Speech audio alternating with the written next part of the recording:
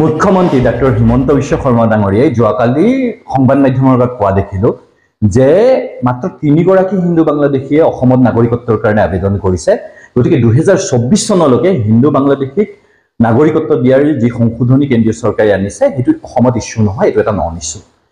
মুখ্যমন্ত্ৰী ডাঙৰীয়া, আপুনি অসমীয়া জাতিটোক বুৰ্বক বুলি ভাবে নেকি? অসমীয়া জাতিটোৰ যি স্বাভিমান, যি অসমীয়া জাতিৰ অধিকাৰ, তাক আপুনি কাঢ়ি নিবৰ কাৰণে এটা ষড়যন্ত্ৰ কৰি থাকিব আৰু অসমীয়া মানুহে নীৰৱে বহি থাকিব। আপুনি ৰাজপথৰ আন্দোলন দেখা নাছিলে কা আন্দোলনৰ সময়ত? সেইখিনি সময়ত অসমীয়াৰ ক্ষোভ, ঘৃণা আপোনালোকৰ বিজেপি চৰকাৰখনৰ প্ৰতি, আপোনাৰ প্ৰতি, সৰ্বানন্দ সোণোৱালৰ প্ৰতি আপুনি কি পাহৰি গ'ল? আপোনাৰ এই অহংকাৰ, আপোনাৰ এই ক্ষমতা লোভীয়া যি মনোভাৱ, তাৰ কাৰণে কিন্তু অসমীয়া জাতিয়ে বহুত কিবা কিবি ভৱিষ্যতে হেৰুৱাবলৈ গৈ আছে। অসমত অসমীয়াৰ আধিপত্য, অসমত অসমীয়াৰ ভাষা সংস্কৃতিৰ সুৰক্ষা অসমত থাকিব লাগিব। অসমীয়া খিলঞ্জীয়া জাতি জনগোষ্ঠীসমূহে অসমত সন্মান সহকাৰে, স্বাভিমান সহকাৰে জীয়াই থকাৰ অধিকাৰ পাব লাগিব।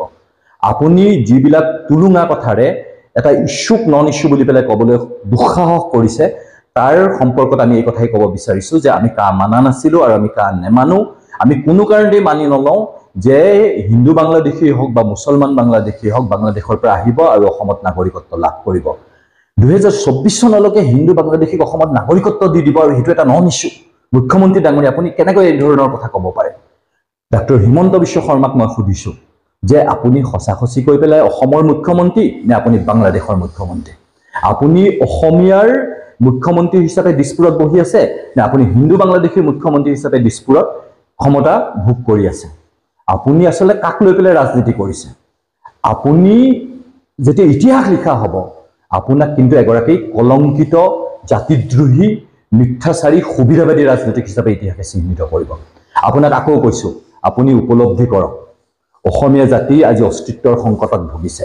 অসমীয়া জাতিৰ মাটি, ভেটি, ভাষা, সংস্কৃতি বাংলাদেশী আৰু বহিৰাগতই কাঢ়ি নিব বিচাৰিছে। আৰু আপুনি এফালে বহুজাতিক কোম্পানীসমূহক আমন্ত্ৰিত কৰি আনিছে আৰু অসমীয়াৰ খিলঞ্জীয়াৰ ভূমি, ডিমা হাছাওৰ ভূমি, কাৰ্বি আংলঙৰ ভূমি, এই পুঁজিপতি গোষ্ঠীসমূহক গতাই দিছে। আনহাতে আপুনি হিন্দু বাংলাদেশীক সংস্থাপিত কৰাৰ প্ৰচেষ্টাটোৰ বিৰোধিতা কৰাৰ সলনি মেৰুদণ্ডবিহীন মুখ্যমন্ত্ৰী হিচাপে আপুনি তাৰ সমৰ্থনত থিয় হৈছে। আৰু এই কথাবিলাকে কিন্তু আপোনাক অসমীয়া জাতিৰ দৃষ্টিত এগৰাকী মেৰুদণ্ডবিহীন কলংকিত নেতালৈ ৰূপান্তৰিত কৰিছে। মুখ্যমন্ত্ৰী ডাঙৰীয়া, আপুনি তুলুঙা কথাৰে অসমৰ ৰাজনীতি আৰু কলুষিত নকৰিব। আপুনি সাম্প্ৰদায়িক মেৰুকৰণৰ ৰাজনীতি কৰি পেলাই, আপুনি হিন্দু বাংলাদেশীক আকৌ সংস্থাপিত কৰাৰ ৰাজনীতি কৰি পেলাই অসমীয়া জাতিটোক ধ্বংস কৰাৰ এটা ষড়যন্ত্ৰত লিপ্ত নহ'ব। অসমীয়া জাতি এটা স্বাভিমানী জাতি, এই কথা আপুনি মনত ৰাখিব। আপুনি পাহৰি নাযাব যে অসমীয়া জাতি যদি ৰাজপথলৈ ওলাই আহে তেতিয়াহ'লে আপুনি দিছপুৰত আৰু বেছিদিন ৰাজপথত থাকিব নোৱাৰিব। আজি কাৰ আমি বিৰোধিতা কৰি আহিছো, কাৰ আমি বিৰোধিতা কৰিম, আমি কোনো কাৰণতেই ২৪লৈকে নাগৰিকত্ব দিয়াৰ, হিন্দু বাংলাদেশীক নাগৰিকত্ব দিয়াৰ যি সংশোধনী কেন্দ্ৰীয় চৰকাৰে আনিছে সেই কথা আমি সমৰ্থন কৰিব নোৱাৰো। কাৰণ আমি অসমীয়া জাতিটোক ভাল পাওঁ, অসমক ভাল পাওঁ। আপোনাৰ অসমক ভাল নাপাব পাৰে, আপোনাৰ দলটোৱে অসমক ভাল পাব নোৱাৰিব পাৰে, অসমীয়া জাতিটোক আপুনি আৰু আপোনাৰ দলটোৱে ভাল নাপাব পাৰে, কিন্তু আমি ভাল পাওঁ। আমি অসমীয়া হিচাপে গৰ্ব অনুভৱ কৰোঁ। আমি হিন্দু বাংলাদেশীক লৈ, মুছলমান বাংলাদেশীক লৈ ৰাজনীতি কৰাৰ কথা চিন্তা কৰা নাই। আমি চিন্তা কৰিছোঁ যাতে অসমীয়া জাতিটো মেৰুদণ্ড পোন কৰি পেলাই বিশ্বৰ দৰবাৰত স্বাভিমান সহকাৰে সসন্মানে জীয়াই থাকে। আৰু মুখ্যমন্ত্ৰী হিচাপে আপুনিও সেইটো বিচৰা উচিত আছিলে, কিন্তু আপুনি সেই কামটো কৰিব বিচৰা নাই। কিয় বিচৰা নাই? কাৰণ আপুনি মুখ্যমন্ত্ৰী হৈ থাকিব বিচাৰে। আপুনি দিল্লীৰ এজেণ্ট হিচাপে কাম কৰিব বিচাৰে, যাতে দিল্লীয়ে আপোনাক পুৰস্কৃত কৰি থাকে। আজি মুখ্যমন্ত্ৰী হৈছে, কাইলৈ হয়তো আপোনাৰ প্ৰধানমন্ত্ৰীৰ আসনখনতো চকু থাকিব পাৰে, কিন্তু তাৰ অৰ্থ এইটো নহয় যে আপুনি RSS আৰু বিজেপিৰ আঙুলিৰ ঠাৰত নাচিব আৰু অসমীয়া জাতিৰ বিৰুদ্ধে এটাৰ পিছত আনটো ষড়যন্ত্ৰ কৰিব আৰু অসমীয়া জাতিয়ে নীৰৱে বহি থাকিব।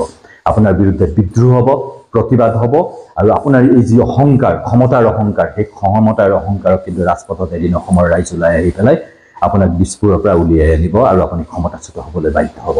আপুনি অসমীয়া জনসাধাৰণক পৰিচিত নকৰিব, অসমীয়া জনসাধাৰণক বিশ্বাসঘাতকতা নকৰিব, অসমীয়া জনসাধাৰণৰ বিৰুদ্ধে ষড়যন্ত্ৰ কৰি অসমীয়া জাতিৰ ভৱিষ্যত ধ্বংস নকৰিব, অসমীয়াৰ অস্তিত্ব বিপন্ন কৰাৰ ষড়যন্ত্ৰৰ আপুনি অংশীদাৰ নহ'ব।